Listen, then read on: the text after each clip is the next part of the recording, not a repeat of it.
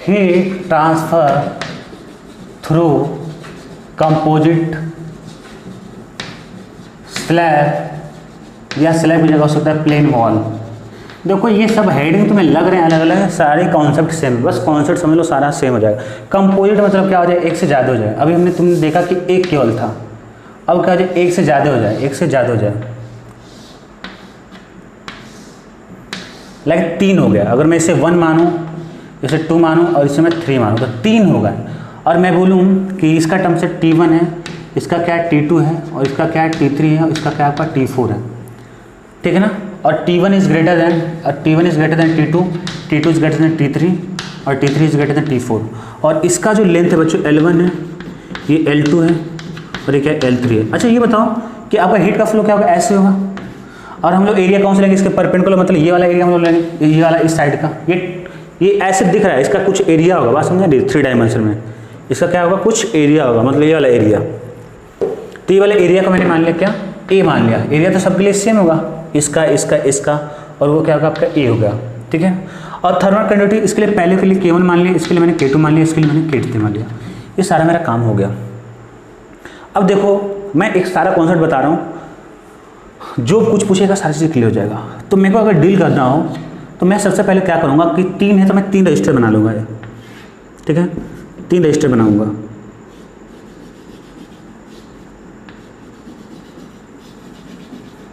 ठीक है, ये वाला इस वाले फ्रेंड का क्या है T1 पे है, ये क्या आपका T2 पे है, और ये क्या आपका T3 पे है, और ये क्या आपका T4 पे है, ठीक है। अगर बच्चों मैं बोलूँ कि इस वाले रजिस्टर में मान लो कि करंट जो है आपका I फ्लो रहा है, I1 I2 I3, पर यहाँ पर हम लोग क्या लेते हैं, Q1 लेते हैं। तो इसमें मान लो क्या Q1 फ्लो हो रहा है, और इसमें क्या आपका Q2 फ्लो हो रहा है, और इसमें क्या Q3 फ्लो हो रहा है इस रजिस्टर में। बात समझ में आ रही है आपको। इसमें क्या होगा आपका Q3, इसमें क्या होगा आपका Q2, और इस वाले में क्या होगा Q1।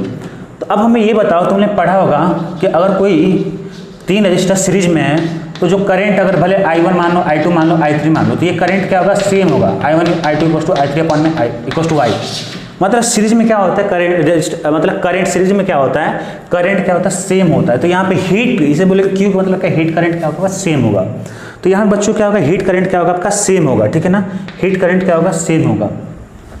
तो मैं लिख सकता हूँ कि Q1 इक्वल टू क्या, Q2 इक्वल टू क्या, Q3। तो Q1 मेरा क्या होगा बच्चों, हमें पता है Q मतलब क्या होता है, टेम्परेचर डिफरेंस अपन में क्या, थर्मल रेजिस्टेंस RTH। तो Q1 के लिए क्या होगा, डेल्टा T क्या होगा बताओ। अगर मैं Q1 के लिए ले लूँ डेल्टा T अपन में डेल्टा T1 अपन में RTH1, इसके लिए ले लो डेल्टा T2 अपन में RTH2, TH मतलब क्या, थर्मल रेजिस्टेंस ऑफ 2, और इसके लिए क्या होगा मेरा डेल्टा T अपन में RTH3, TH3 में थर्मल रेजिस्टेंस ऑफ 3। तो डेल्टा T1 क्या होगा, इसके लिए टेम्परेचर डिफरेंस क्या होगा बताओ, हायर माइनस लोअर, हायर पे T1 माइनस T2 हो जाएगा, ठीक है। आप डायरेक्ट कर सकते हो, कोई दिक्कत नहीं।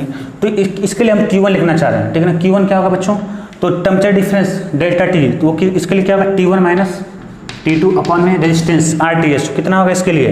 अगर मैं इसका रेजिस्टेंस में मानूँ R1 है, और इसका क्या R2 है, इसका क्या R3 है, तो R1 क्या होगा बच्चों बताओ, R1 क्या होगा आपका L अपॉन में K इंटू A होता है। तो यहाँ पे इसका क्या L1 हो जाएगा, K1 हो जाएगा इंटू में A, तो सेम है।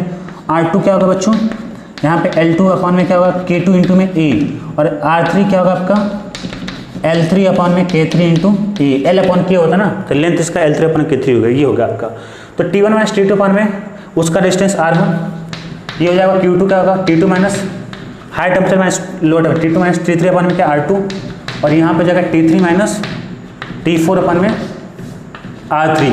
वैल्यू पुट करो तो यहाँ से मिल जाएगा T1 माइनस T2 अपॉन में R1 का हो जाएगा L1 अपॉन में K1 इंटू A, और यहाँ पे जाएगा T2 माइनस T3 अपॉन में L2 अपॉन में K2 इंटू A, और यहाँ से हो जाएगा T3 माइनस T4 अपॉन में L3 अपॉन में K3 इंटू A। ये हमें एक रिलेशन मिल गया। अब यहाँ से कुछ भी पूछ सकता है बच्चों, हम निकाल सकते हैं। अगर इसको 2 को उठाओगे तो अगर T1 T3 दिया हो और सब कुछ दिए तो T2 निकाल सकते हो। यही सारी चीज़ें आपको क्वेश्चन में घुमा घुमा के यूज होगा। अच्छा, अगर हम लोग इसका इक्विवेलेंट भी तो लिख सकते हैं ना हम लोग, जब हम लोग मान लें कि R इक्विवेलेंट बच्चों क्या होगा, R1 plus R2 plus series में प्लस में R3, और यहाँ वो टेम्परेचर क्या होगा T1, और फाइनल टेम्परेचर क्या है T4 हो बस। और मैं मान लिया कि अब जो फ्लो हो रहा है Q फ्लो हो रहा है, तो ये Q तो बराबर होगा ना, ये भी सारा करंट सेम है ना, I1 equal to I2 equal to I3 equal to I, equivalent है। तो अब मैं लिखना चाहूँ बच्चों Q की वैल्यू, तो Q की वैल्यू क्या गए बताओ, डेल्टा टी कितना है बच्चों, T1 माइनस T4। आगे लिख देता हूँ मैं यहाँ पे, जो Q1 equal to Q2 Q1 equal to Q2 equal to Q3 equal to क्या होगा, Q के बराबर। और Q मेरा क्या होगा, टेम्परेचर डिफरेंस कितना है बच्चों, T1 माइनस, यहाँ पे बस देखो T1 माइनस T4, और रेजिस्टेंस क्या है, R इक्विवेलेंट है, R इक्विवेलेंट लिख लो। तो यानी कि T1 minus T4 equal to क्या होगा, R इक्विवेलेंट की वैल्यू क्या होगा, R1 plus R2 plus R3। तो क्या हो जाएगा, T1 माइनस T4 अपॉन में क्या हो गया, L1 अपॉन में K1 इंटू ए प्लस L2 अपॉन में K2 इंटू ए प्लस L3 अपॉन में K3 इंटू ए। ये सारे क्या होंगे, इक्वल होंगे। यही आपकी Q की वैल्यू है। और Q इक्वल टू क्या होगा, Q1 इक्वल टू Q1 बोल लो, Q2 बोलो, Q3 बोलो, कहीं से कुछ भी निकाल सकते हो। ये यूज हो सकता है, ये यूज हो सकता है, ये यूज हो सकता है। ये कब यूज करोगे मैं बता देता हूँ, ये वाला ये तब यूज करना जब बीच का टेम्परेचर ना दिया हो, बस इनिशियल और फाइनल दो, ये सब ना दिया हो तब यूज करना, पहले बता देता हूँ ये, क्योंकि देखो T1 T4 बस पता करना है, ठीक है। और ये जब इक्वेट कब करेंगे बता दे रहे हैं, जब आपका बीच का इंटरमीडिएट टेम्परेचर कहीं कुछ पूछेगा तो आपको इक्वेट करना पड़ेगा। याद रखना न्यूमेरिकल्स में क्या होगा आपका, ये सारी चीज़ें हम क्या करेंगे, यूज करेंगे, ठीक है ना। ये सारे अच्छे अच्छे कॉन्सेप्ट है बच्चों, देखना कहीं मिलेगा नहीं तुम्हें, ठीक है। तरीके से मैं बिल्कुल ही करंट को कंसिडर करके, बिल्कुल करंट को ध्यान रखते हुए मैं आपको क्या करके समझा दे, ठीक है। सारी चीज़ें एक ही बार में अभी न्यूमेरिकल्स हम लोग समझेंगे सारी चीज़ें।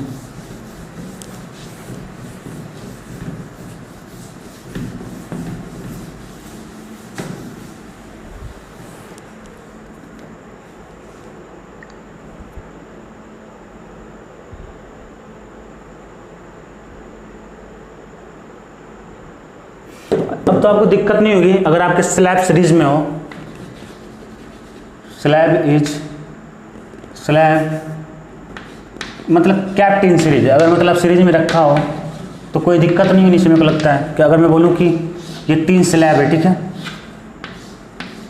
इसका लेंथ L1, इसका लेंथ L3, इसका L3 है, क्रॉस सेक्शन एरिया A है, ठीक है, क्रॉस सेक्शन एरिया क्या आपका A है, और इसके लिए K1, इसके लिए क्या है K2, इसके लिए K3 है। अब बोले कि इफेक्टिव रेजिस्टेंस निकालो, के इफेक्टिव मतलब क्या, इफेक्टिव थर्मल कंडक्टिव हो गया, इसका मतलब के इफेक्टिव मतलब क्या होगा,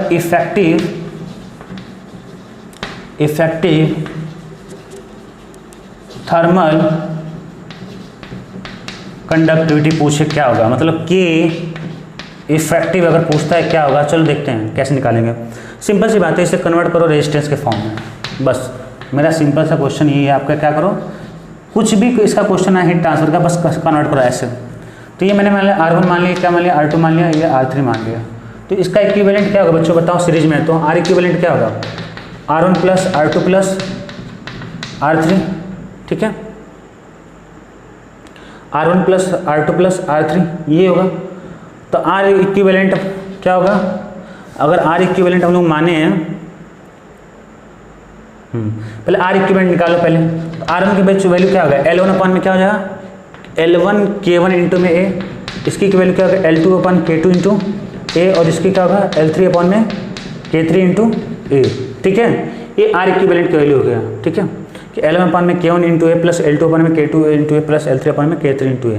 इसे इक्विवेलेंट मान लो, इक्विवेलेंट मान लो। तो इक्विवेलेंट जब मानोगे तो क्या होगा, अगर R इक्विवेलेंट तुम लिखना चाहो तो L अपॉन में क्या होगा K इंटू A, अब K इंटू A नहीं हो जाएगा यहाँ पे, L अपॉन में K इफेक्टिव इंटू में A। अच्छा बताओ, जब इफेक्टिव में कन्वर्ट होगा तो L की वैल्यू क्या होगा बताओ, L की वैल्यू सीधे L1 plus L2 plus L3 हो जाएगी, और K इफेक्टिव की वैल्यू निकालना है, और एरिया तो A होगा सबके लिए, तो इसके लिए भी A होगा।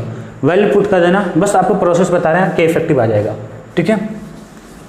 तो अगर आपकी सीरीज में हो K इफेक्टिव मतलब आपकी सीरीज में हो, तब आपको वही कहानी लगाना है, कॉन्सेप्ट करंट वाला, सारी कहानी हो जाएगी। अगर स्लैब कैप्टिन पैरेलल किस में रखा हो, पैरेलल, ये मैंने L1 plus L2 plus L3 को सेम किया था, आप अलग भी कर सकते हो। अगर मैं बोलूँ कि 2 स्लैब है आपका, ये पैरेलल हो,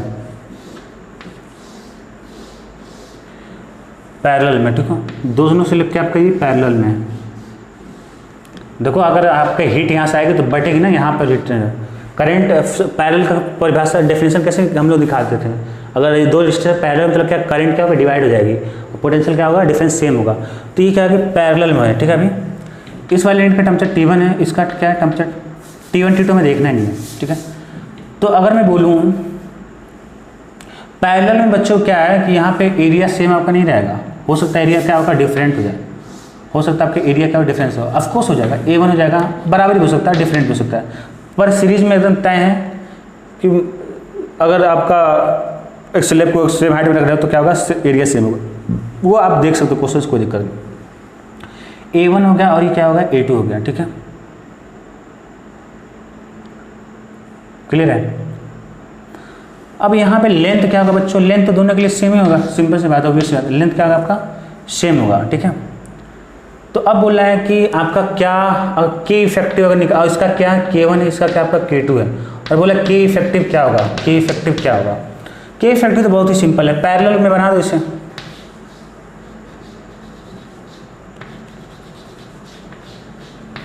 इसे R1 मान लो, इसे क्या मान लो R2 मान लो, ठीक है। तो R इफेक्टिव क्या होगा बच्चों, R1 इंटू में R2 अपॉन में क्या होता है R1 प्लस R2। R1 की बच्चों वैल्यू क्या है L अपॉन में K1 इंटू में A। अच्छा A1 A2 को सेम रख लो तो देखते हैं क्या वैल्यू होता है। और इसके लिए R2 वैल्यू क्या होगा L अपॉन में K2 into A, value put करो यहाँ पे। तो यहाँ पुट करोगे R1 की वैल्यू कितना है L अपॉन में K1 इंटू में A, और R2 की वैल्यू कितना है बच्चों L अपॉन में K2 इंटू A, अपॉन में क्या आ जाएगा L अपॉन में K1 इंटू A प्लस में L अपॉन में K2 इंटू A, ठीक है। हाँ सिंप्लीफाई कर सकते हो यहाँ से L अपॉन A मेरा, अगर मैं इसको सिंप्लीफाई करने की कोशिश करूँ तो ऊपर बनेगा L स्क्वायर अपॉन में K1 इंटू K2 इंटू में A का स्क्वायर, नीचे बनेगा L अपॉन A मेरा बाहर आएगा और ये बनेगा 1 upon K1 plus 1 upon K2, ठीक है। अब एक L से और एक A से, यहाँ से एक L और एक A, ये क्या हो जाएगा उड़ जाएगा, ठीक है, उड़ गया। तो मेरा क्या आ गया बच्चों कि अगर मेरा यहाँ से आ जाएगा, नीचे लिख रहा हूँ, यहाँ पर मेरा आ जाएगा R इफेक्टिव। ये आगे सिंप्लीफिकेशन है, कॉन्सेप्ट आपका यहीं तक था।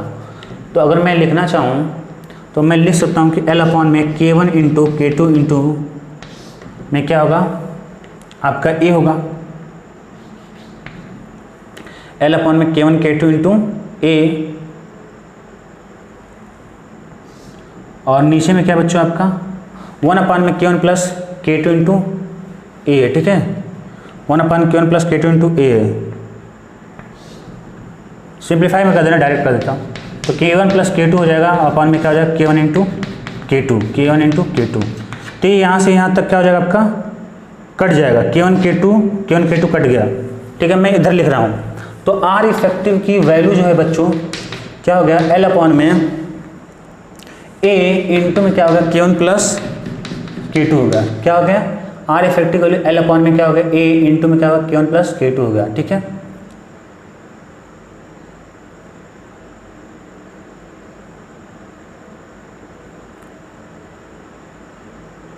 बस समझे।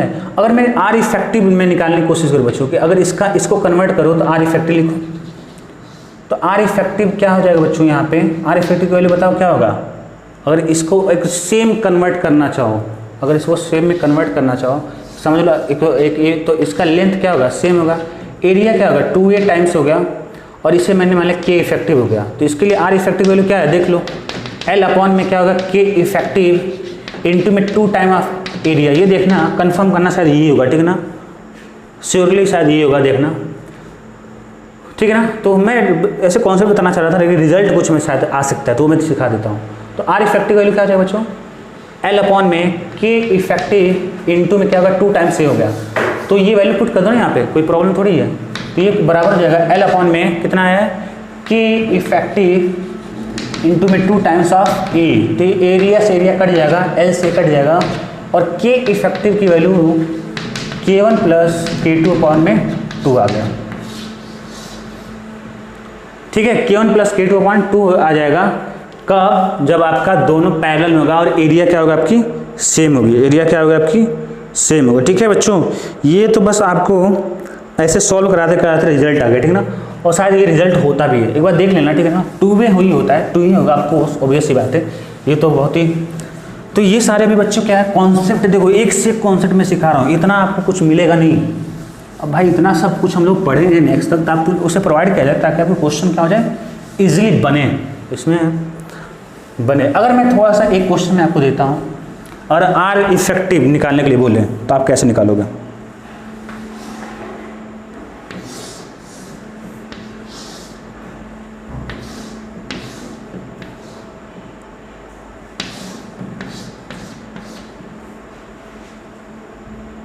बोले कि ये K1 इसका है, इसका क्या, ये स्लैब है, देखो इतने पार्ट में डिवाइड है स्लैब। K1 है, K2 है, K3 है, कॉम्बिनेशन ऑफ रेजिस्टेंस है। और इसका क्या K4 है, इसका क्या K5 है, इसका क्या K6 है, इसका क्या है K7, इसका क्या आपका K8 है। ठीक है, बात समझ आ रही है? और इसका जो लेंथ है L1 है, इसका क्या L2 है, इसका क्या L3 है, L4 है। हमें उससे मतलब ही नहीं है। आप लोग कन्फ्यूज हो गए कि इसका अगर मैं बोलूँ कि आर थर्मल इफेक्टिव क्या होगा, थर्मल रेजिस्टेंस इसका इफेक्टिव क्या होगा, ये आपको बताना है। तो कैसे निकालते हैं समझो इस चीज़ को। बहुत लोग कन्फ्यूज हो गए, बाप रे बाप कौन सा सीरीज में कौन सा क्या है। अगर इसका आपका रेजिस्टेंस वाला डायग्राम क्लियर कर लो ना, सारा कहानी क्लियर हो जाएगा। रेजिस्टेंस वाला डायग्राम आपको बस पता करना कौन सा सीरीज में कौन सा क्या है, बड़ा सिंपल है जी, ये बहुत ज़्यादा टफ नहीं है। हीट का ट्रांसफर आपका ऐसे होगा, मैं बोला कि ये T1 है, मैं बता दे रहा हूँ कि हीट का ट्रांसफर आपके ऐसे ही लेना है, ऐसे भी हो सकता है। अगर हीट का ट्रांसफर आपका ऐसे है, मतलब यहाँ से इंटर करें यहाँ से निकले, तब क्या होगा? तो बड़ा सिंपल है, ये हीट जाएगा यहाँ पे, और ये क्या करंट मानो, करंट क्या होगा, डिवाइड होगा यहाँ पे। जहाँ पे डिवाइड हो गया वो क्या होगा आपका पैरेलल, फिर यहाँ पे उसी में तो सीरीज में हो जाएगा, फिर मतलब वही करंट आएगा, फिर ये करंट क्या होगा, डिवाइड हो जाएगी। तो ये सारे पैरेलल में ये क्या है, सीरीज में, यानी सब कुछ बेसिकली सीरीज में, तो सब सीरीज में है। ये पैरेलल, तो देखो K1 वाले को मैंने मान लिया कि ये K1 के करस्पॉन्डिंग हो गया R1, और ये K2 K3 क्या मेरा पैरेलल में हो गया।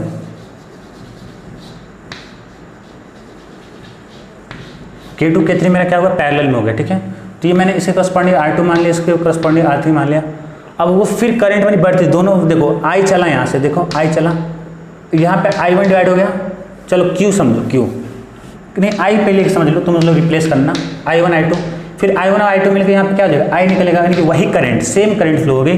K4 में, K4 के मैंने मान लिया क्या, R4 मान लिया, अभी वही करंट है, करंट जहाँ भी सेम रहेगा, अभी क्या सीरीज में चलेगी, देखो सीरीज। फिर अब ये करंट यहाँ पे जो I निकली है, ये यहाँ बटेगी सब चारों में, तो अगर ये बटेगी तो मान लो कि ये सब क्या होगा, पैरेलल में हो जाएंगे।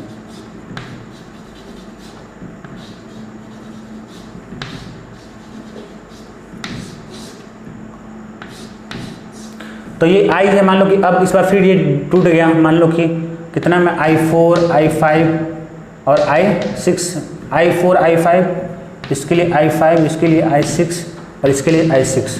तो I कोष्ट यहाँ से क्या मिला, I4 plus I5 plus I6 plus I7, और यहाँ पे भी वो, यहाँ सब अगर इतना टूटा है और ये सब क्या हो गया, एक ही समझो ना कि 4 पाइप से वाटर निकला, और ये वाटर फिर जाके यहाँ पे वही निकलेगा ना, कहीं बाहर नहीं जाएगा। तो देखो कि वहाँ से लेकर यहाँ तक क्या है, करंट सेम है। तो ये सारे क्या है आपके, सारे क्या है रजिस्टर, ये भी, ये इसे भी एक साथ देखो, एक साथ देखो, तो ये और इसे एक साथ देखो, एक मान लो, तो सब क्या, चारों क्या है, 1 2 3 4, चारों सेम है। अब ये 2 का मतलब क्या है, इसका आर इक्विवेलेंट, इसका भी आर इक्विवेलेंट।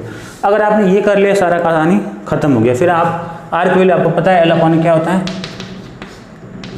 एल का आर इक्वल टू क्या होता है, एल अपॉन में के होता है। ठीक है, तो ये बात यहाँ तक हो गई बच्चों, सारे कॉन्सेप्ट क्लियर हो गए। अब बात आएगी न्यूमेरिकल्स की। ठीक है, अब बात आएगी किसकी, न्यूमेरिकल्स की। ठीक है, देखते हैं कितना टाइम है, क्या है।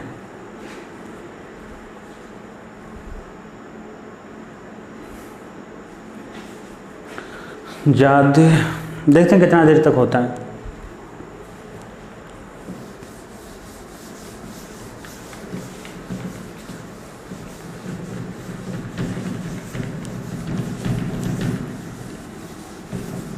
अगर सारे कॉन्सेप्ट क्लियर हो गए बच्चों, ठीक है ना, तो आप दे देना, अदर क्वेश्चन आप कर सकते हो।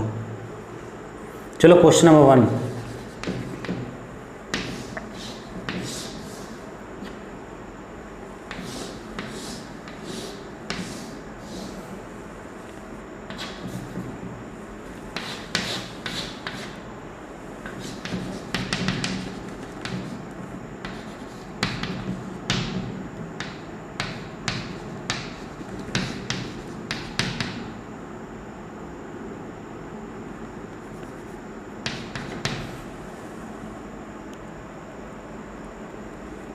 ये जो लेंथ है बच्चों बोल रहा है 12 मीटर पे है। ये वाला जो सरफेस है ये क्यूबिकल है, ये वाला सरफेस जो है इसका 28 डिग्री सेंटीग्रेड पे, और ये वाला जो सरफेस है बच्चों 8 डिग्री सेंटीग्रेड पे। ठीक है, बताना है कि Q rate of heat transfer in 1 hour. Q in 1 hour मतलब क्या, अब यहाँ पर रेट ऑफ हीट ट्रांसफर नहीं बोलेगा, 1 आवर दे दिया लेट, तो बोलेगा हीट फ्लो इन 1 आवर, 1 घंटे में कितना फ्लो होगा। ठीक है, आप सब भूल जाओ, आप क्या करते हो सब कुछ भूल जाओ, 1 आवर फॉर आवर जो भी कॉन्सेप्ट है वो लगाओ। आप एक है तो आप सीधे ये लगा सकते हो K into delta T upon में L, सीधे लगाओ। एक स्लैब है तो बहुत जब स्लैब होगा तब ये वाला फॉर्म लगाना कि delta T upon equal to L upon K, मतलब डेल्टा टी अपॉन में क्या थर्मल रेजिस्टेंस। बात तो सेम है ना, एक ही तो लगा दो, कोई दिक्कत नहीं है। ठीक है, तो Q equal to K into delta T upon में L हो गया। Q की क्या होता है बच्चों यूनिट, वाट पर मीटर स्क्वायर होता है, याद रखना। ठीक है, अच्छा वाट पर मीटर स्क्वायर नहीं, वाट होता है बस यहाँ पे, वाट ना, वाट मतलब क्या होता है बच्चों, जूल अपॉन में क्या होता है टाइम, सेकेंड मतलब जूल अपॉन में सेकेंड। देखो तो Q की वैल्यू कितना है बच्चों, 0.13 वाट पर मीटर केल्विन या डिग्री सेंटीग्रेड, जो भी है कोई दिक्कत नहीं।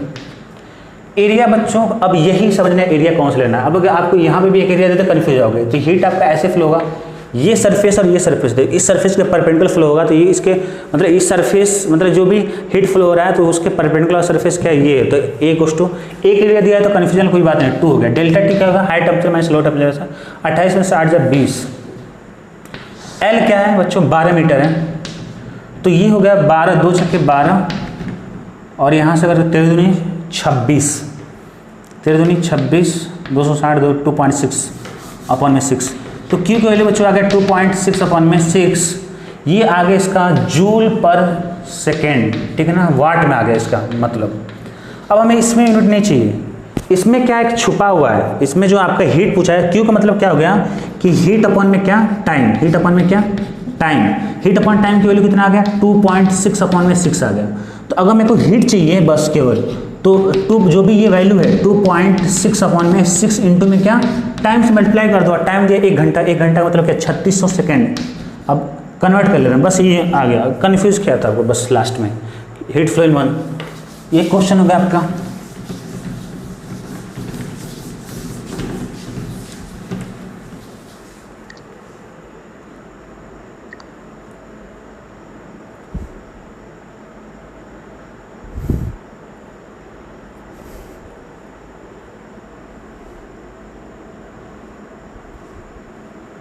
चलो 1-2 क्वेश्चन और देखते हैं फटाफट बिल्कुल 10-15 मिनट में ख़त्म करते हैं।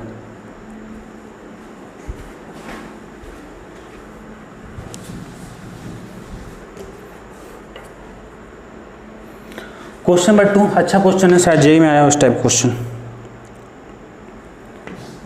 2 स्लैब ऐसे रखा हुआ है, ये 100 डिग्री सेंटीग्रेड पे आपका, और ये आपका 0 डिग्री सेंटीग्रेड पे।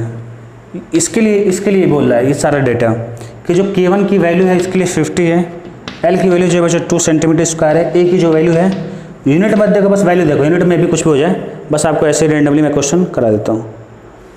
ये A की जो वैल्यू है 2 सेंटीमीटर स्क्वायर होगा इसका भी। ठीक है,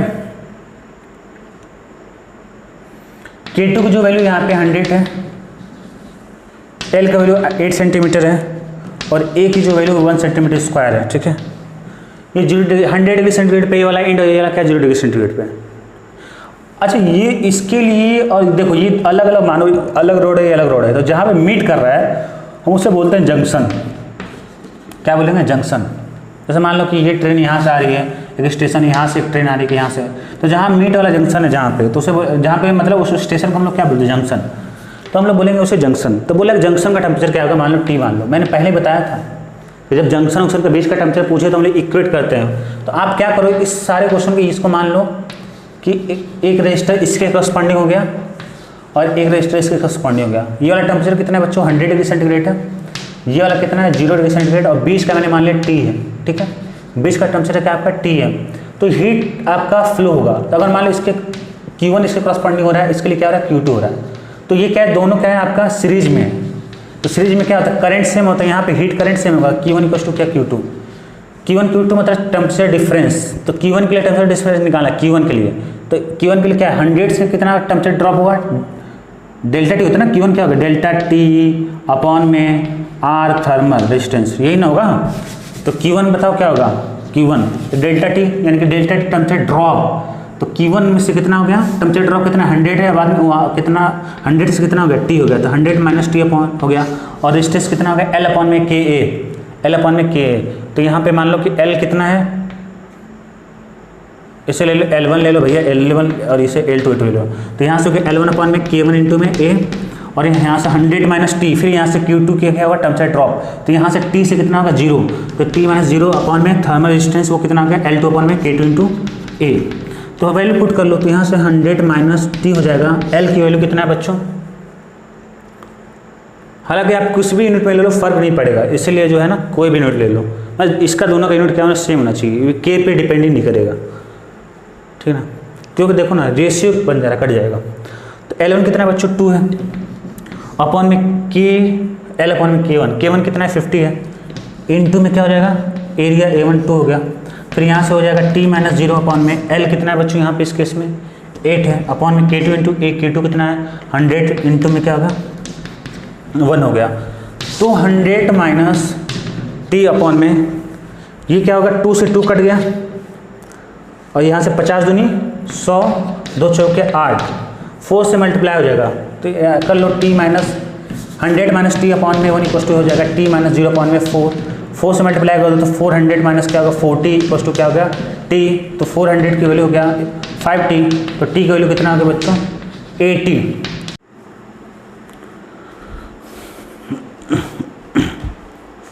हाँ तो बच्चों तीसरा क्वेश्चन अपन देखते हैं, 2 क्वेश्चन हो गया है। क्वेश्चन नंबर 3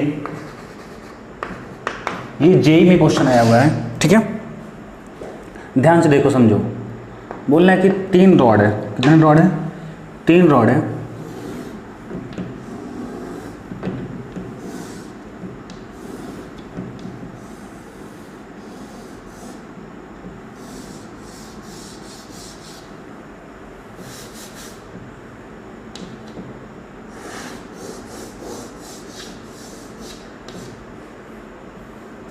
ठीक है बच्चों। बोला 3 रॉड है, ये वाला रॉड का इस वाला एंड 0 डिग्री सेंटीग्रेड पे है, और ये आपका 90 डिग्री सेंटीग्रेड पे है, ये 90 डिग्री सेंटीग्रेड पे है, ठीक है, ये दे रखा है, ठीक है बच्चों। ये वाला हम लोग क्या बोलेंगे सर जंक्शन बोलेंगे, ठीक है। ये वाला एंड 0 डिग्री सेंटीग्रेड पे, ये दोनों क्या 90 और 90 डिग्री सेंटीग्रेड पे। 1 सेकेंड,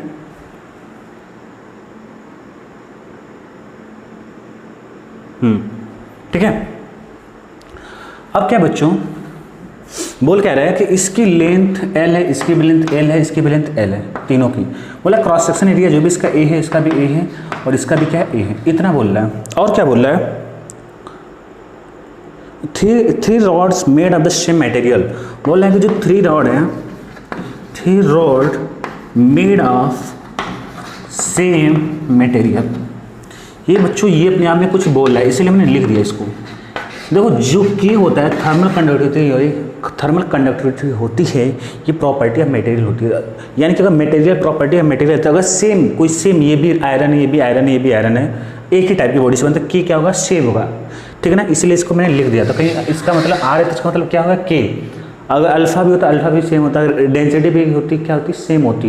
ये सब क्या है प्रॉपर्टी ऑफ मटेरियल है। डेंसिटी हो गया, अल्फा हो गया, की हो गया, तो यानी कि इसका मतलब कि के भी सेम है, के भी सेम है। ये जेई में आया हुआ क्वेश्चन, ये आईटी जेई का क्वेश्चन है 2001 का। बोल रहा है कि जंक्शन का temperature, find temperature of junction. Option है बच्चों A 45, बी आपका 60 डिग्री सेंटीग्रेड और 30 डिग्री सेंटीग्रेड, सी है, और डी है आपका 20 डिग्री सेंटीग्रेड। ये आपका क्वेश्चन है, ठीक है, ये आपका क्वेश्चन है। बोला जंक्शन का टेम्परेचर बोला ये टी, ठीक है, जंक्शन का टेम्परेचर मेरा क्या होगा, ठीक है, जंक्शन का मेरा टेम्परेचर क्या होगा। बड़ा सिंपल क्वेश्चन है, देखो कैसे करेंगे इसको। देखो इसको कैसे करेंगे, देखो इसको तीनों को ये क्या मान लो रजिस्टर तुम्हारा, क्या रजिस्टर मान लो, ठीक है, ये आपका रजिस्टर हो गया, ठीक है। यहाँ से आपका मान लो कितना हीट इंटर किया, Q1 हीट करंट।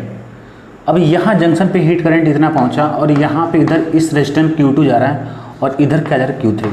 तो हमें पता है सारा सब कुछ हम लगाएंगे वही करंट इलेक्ट्रिसिटी वाला फॉर्मूला कि अगर इस जंक्शन पे, मेरे जंक्शन पे बताना है आपको, जंक्शन पे आपके at a junction incoming current कितना है, Q1 है बस, और आउटगोइंग कितना है, यहाँ से जो आउटगोइंग है, यहाँ पे इस जंक्शन पे कितना आ रहा है करंट Q1 और यहाँ से कितना जा रहा है, दो करंट, एक Q2 एक Q3, इसे मान लो Q3। अच्छे से बना दे क्या,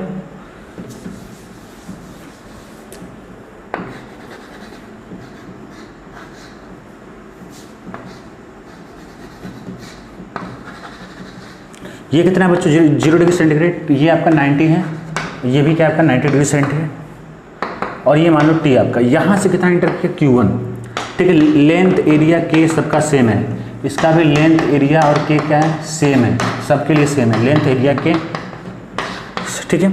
अब ये Q1 क्या है, इस जंक्शन पे कितना आ रहा है, Q1 आ रहा है, इस जंक्शन से कितना गया, मान लो ये यहाँ Q2 चला गया और ये क्या होगा Q3 समझ चला गया। तो मैं लिख सकता हूँ कि Q1 इक्वल टू क्या लिखूँगा, Q2 प्लस Q3। अब बता दो बच्चों कि मेरा Q1 क्या होगा, हमारा मतलब क्या होता है मेरा, हमें पता ही वही वाला फॉर्मूला कि मेरा क्या होता है, change in temperature difference upon में क्या, RTH, TH मतलब क्या, थर्मल रेजिस्टेंस, थर्मल रेजिस्टेंस की वैल्यू क्या होती है बच्चों, L अपॉन के, लेंथ अपॉन में K इंटू ए, ठीक है। तो लगाओ, तो जहाँ से high temperature minus low temperature, यानी कि Q1 मेरा होगा 0 माइनस T अपॉन में L अपॉन में K इंटू ए। Q2 क्या होगा बच्चों, Q2 T माइनस 90 अपॉन में क्या होगा, L अपॉन के ए, प्लस Q3 क्या होगा बच्चों, T होगा आपका T माइनस 90 अपॉन में L अपॉन के इंटू ए, ठीक है बच्चों। L अपॉन के कट जाएगा, तो यहाँ से बचेगा आपका माइनस T इक्वस टू क्या, 2T माइनस 180, सॉल्व करने पे आ जाएगा 3T इक्वस टू 180, यानी कि T इक्वस टू कितना आ गया, 60 degree centigrade, T equals to 60 degree centigrade, ये आपका सही हो गया, ठीक है।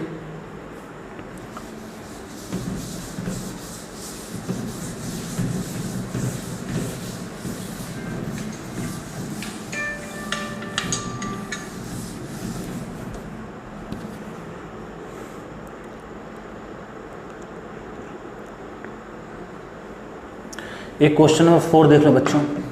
क्वेश्चन है कि एक copper rod 2 metre long, length देखा बच्चों 2 metre long, has a circular cross section of radius और सेंटीमीटर, रेडियस कितना है बच्चों 1 सेंटीमीटर है, और जो के की वैल्यू है वो कितना है 40, के की वैल्यू है 40 वाट पर मीटर इंटू में केल्विन, ठीक है। तो सिंपल सी बात, रेडियस सर्कुलर क्रॉस सेक्शन मतलब क्या, इस शेप का कुछ हो गया आपका, ठीक है, इस शेप का हो गया है ना। हाँ, बोल रहा है कि ये वाला जो एंड है, one and is kept at 100 degree centigrade, मान लो ये 100 डिग्री सेंटीग्रेड में रखा है और ये क्या आपका 0 डिग्री सेंटीग्रेड पे है। The surface is insulated so that negligible heat loss is through the surface. बोला देखो समझो इस चीज़ को, मैं लिख दे रहा हूँ कि the surface is insulated so that negligible heat is lost through the surface, so that negligible heat loss through surface,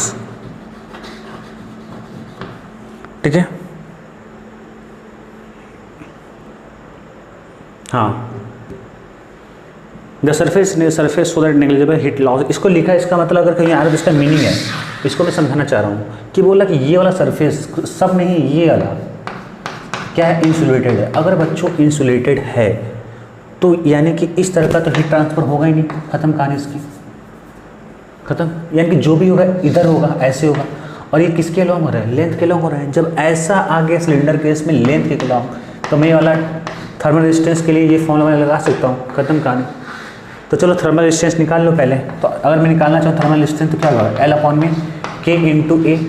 L की वैल्यू कितनी बच्चों 2 मीटर, के कितना है 401 वाट पर मीटर केल्विन है, पर मीटर केल्विन। और रेडियस का आपका 1 सेंटीमीटर है, रेडियस का आपका 1 सेंटीमीटर, मीटर में कन्वर्ट करोगे तो कितना होगा तुम्हारा 0.01 मीटर। रेडियस, एरिया रेडियस है, सर्कुलर क्रॉस सेक्शन है, एरिया क्या होगा बच्चों पाई इंटू आर का स्क्वायर, 0.01 का स्क्वायर, खत्म कहानी। आरटीएच का वैल्यू आ गया। अगर पूछ रहा है हीट कितना फ्लो होगा तो क्यू मेरा क्या होता है, temperature difference delta T upon में क्या आरटीएच। डेल्टा टी कितना है बताओ, डेल्टा टी कितना है तुम्हारा 100 माइनस 0, तो 100 माइनस 0 अपॉन में ये थर्मल रेजिस्टेंस का वैल्यू पुट कर दो, ये आपका आंसर आ गया। ओके,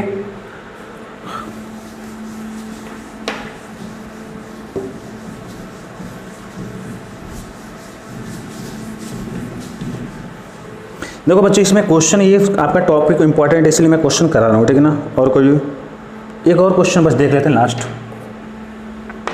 क्वेश्चन नंबर 5, सुनते जाओ बस कि a cylinder of radius R made of material of the thermal conductivity K1। बोले कि सिलेंडर है जिसका रेडियस आर है, ठीक है, जिसका रेडियस क्या आपका आर है, is made of metal of thermal conductivity K1 is surrounded by cylindrical shell of inner radius R and outer radius 2 are made of material thermal conductivity K2। ठीक है, ये तो मतलब बेसिकली ये क्या है कि आपका सिलेंड्रिकल सेल है, मतलब सिलेंड्रिकल सेल कैसे होता है देख लो, एक ये हो गया और एक ये हो गया ऊपर से, बात समझ में आई, ये आपका सिलेंड्रिकल सेल हो गया, ठीक है।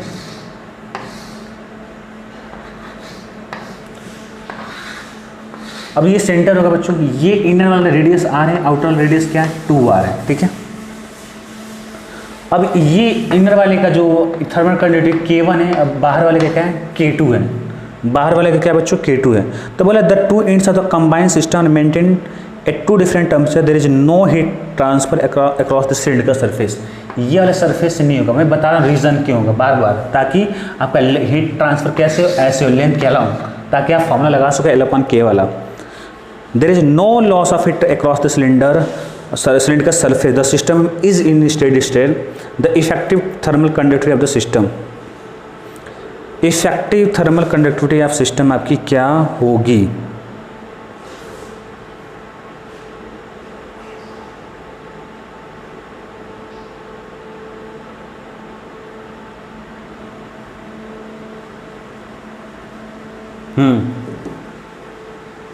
एक सेकंड,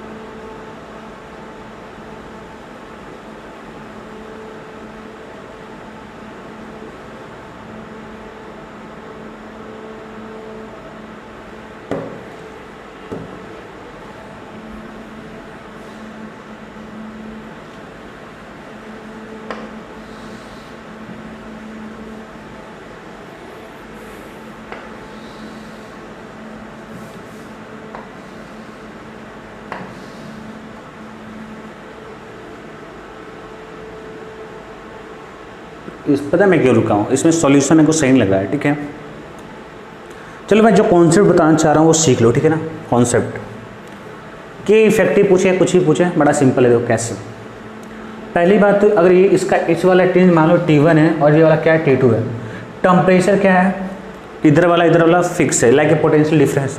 ये दोनों किस में हो गए, ये क्वेश्चन शायद मैं डिस्कस कॉन्सेप्ट में सीखा था, ये दोनों पैरेलल में हो जाएंगे। तो मैं आर इफेक्टिव क्या होगा बच्चों 1/r इक्वल टू क्या हो गया 1/r1 plus 1/r2। Are effective R1 की वैल्यू क्या होती है बच्चों L/KA, तो 1/r की वैल्यू क्या होगा K इंटू A अपॉन में L।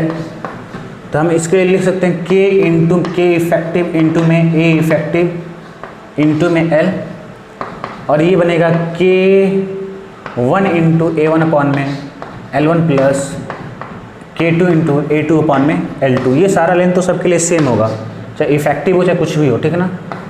तो ये लेंथ क्या होगा आपका कट जाएगा यहाँ से, ठीक है। A1 की वैल्यू आप डालना है यहाँ से पाई आर स्क्वायर, और A2 की वैल्यू क्या हो जाएगा आपका पाई इंटू 2r हाँ बोलो A1 की वैल्यू क्या होगा, A1 की वैल्यू क्या होगा, ये बच्चों सिलेंडर कैविटी है, सिलेंडर क्या कैविटी मतलब ये भरा हुआ ये वाला पोर्शन, समझ आ रही बात। तो A1 जो बच्चों हो जाएगा आपका वो बन जाएगा आपका पाई इंटू आर का स्क्वायर, और A2 क्या होगा बताओ, A2 होगा पाई इंटू बताओ 4 पाई आर स्क्वायर माइनस क्या हो जाएगा पाई आर स्क्वायर, है ना। इसका रेडियस ये पूरा एरिया माइनस ये एरिया, ये कितना बनेगा 3 पाई आर स्क्वायर, और के इफेक्टिव क्या होगा ए इफेक्टिव एरिया वो क्या होगा बच्चों, वो हो जाएगा आपका A1 प्लस A2, ये सब ध्यान रखना आपको। तो यहाँ पे कितना A1 कितना पाई आर के स्क्वायर, A2 कितना आपका 3 पाई आर के स्क्वायर, तो ये बन गया आपका 4 पाई आर का स्क्वायर। वैल्यू पुट करना है यहाँ से के इफेक्टिव वैल्यू आ जाएगी। आपको याद क्या रखना है इसमें बता दे रहे हैं, वो न्यूमेरिकल्स वो आपको कैलकुलेशन पर काम मत करो, याद ये रखना है कि दोनों क्या पैरेलल में है, और ये 1/r इफेक्टिव = 1/r1 + 1/r2। पहली बात तो इसको ऐसे मत सॉल्व करना, r इफेक्टिव हो जाएगा r1 इंटू r2 अपॉन में r1 प्लस r2, ये करोगे तो लंबा हो जाएगा, तो बेहतर होगा कि 1/r का वैल्यू यहाँ से निकालो, k इंटू अपॉन l होता है। इफेक्टिव एरिया पैरेलल केस में क्या होगा, पैरेलल के केस में इफेक्टिव एरिया क्या हो जाएगा ऐड हो जाएगा, लेंथ क्या रहेगा सेम रहेगा, ठीक है। और ये कैविटी है ना, ये मतलब ये हमें इसके लिए A2 के लिए हम क्या करेंगे, टोटल एरिया मैंने दिस एरिया A2 के लिए हम क्या करेंगे, तो ये सारी चीज़ आपको याद रखनी है, ये अच्छा लेवल का प्रॉब्लम है काफ़ी, ठीक है ना, दैट इज़ एनफ, और कोई ज़रूरत ही नहीं है आपको।